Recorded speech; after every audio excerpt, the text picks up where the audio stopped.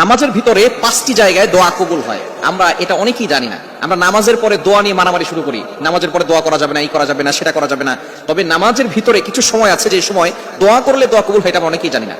ফরজ নামাজে তো এই দোয়াগুলো আমরা করবো না, অবশ্যই আমরা নফল নামাজ যেটা পড়ি, যেটা আমরা নিজস্বভাবে পড়ি, ফরজ নামাজে ইমাম সাহেব যদি এই যে দোয়াগুলো আছে সেগুলোর পাশাপাশি অন্য দোয়াগুলো করেন তাহলে কিন্তু নামাজ অনেক দেরি হয়ে যাবে। তো নামাজের ভিতরে অনেক অসুস্থ ব্যক্তি থাকতে পারে, অনেক মুসাফির থাকতে পারে, এজন্য ইমাম সাহেব যিনি থাকবেন তাকে অনেক বিচক্ষণতার সহিত ইমামতি করতে হবে।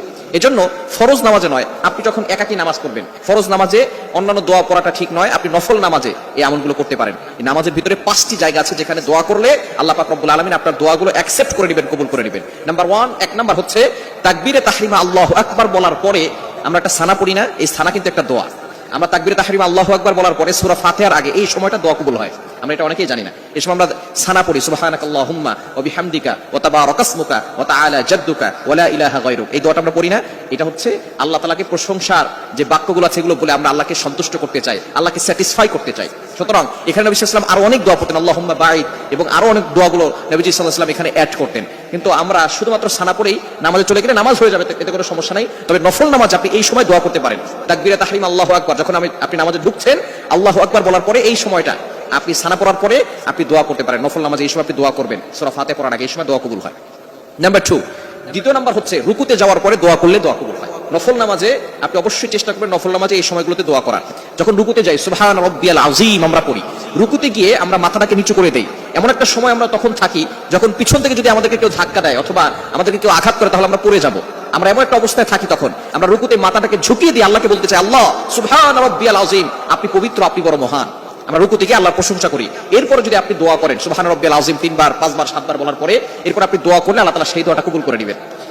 এরপরে 3 নাম্বার হচ্ছে সেজদায় গিয়ে দোয়া করলে দোয়া কবুল হয়। এটা আমরা অনেকেই জানি, সেজদায় গিয়ে দোয়া করলে দোয়া কবুল হয়।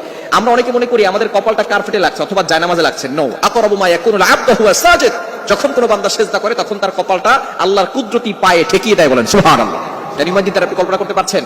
আপনি মনে করছেন যে আপনার কপালটা কার্পেটে লাগছে অথবা টাইলসে লাগছে অথবা আপনার জায়নামাজে লাগছে। নো, আপনার কপালটা আল্লাহর কুদরতি পায়ে ঠেকিয়ে দিয়েছেন। তখন আপনি সুবহান রাব্বিয়াল আলা এটা বলার পরে নবী সাল্লাল্লাহু আলাইহি ওয়াসাল্লাম আরো দোয়া পড়তেন, সুবহান কুদ্দুসুন রব্বুনা ওয়া রব্বুল মালায়েকাতি ওয়ার রূহ, আরো নবী সাল্লাল্লাহু আলাইহি ওয়াসাল্লাম অনেক দোয়া পড়তেন। তো আপনি এখানে দোয়া করতে পারেন সেজদায় গিয়ে, নফল নামাজে সেজদায় গিয়ে আপনি আল্লাহর কাছে বলতে পারেন রব্বানা আতিনা ফিদ দুনিয়া হাসানা ওয়া ফিল আখিরাতি হাসানা ওয়া কিনা আযাবান নার, এই দোয়াগুলো আপনি পড়তে পারেন। 4 নাম্বার হচ্ছে দুই সেজদার মাঝখানে যখন আমরা বসি ওই সময় দোয়া কবুল হয়। এই সময় নবী সাল্লাল্লাহু আলাইহি ওয়াসাল্লাম একটা দোয়াও পড়তেন, আমরা এই দোয়াটা অনেকে পড়ি না, আল্লাহুম্মা গফিরলি ওয়ারহামনি ওয়ারযুকনি ওয়াহদিনি ওয়াআফিনি, এই দোয়াটা আমরা অনেকে পড়ি না। আপনি যখন সেজদা করলেন আল্লাহর প্রশংসা করলেন, আল্লাহর প্রশংসা করার পরে আল্লাহর কাছে কিছু চাই, আল্লাহ তাআলা সেটা দিয়ে দেন।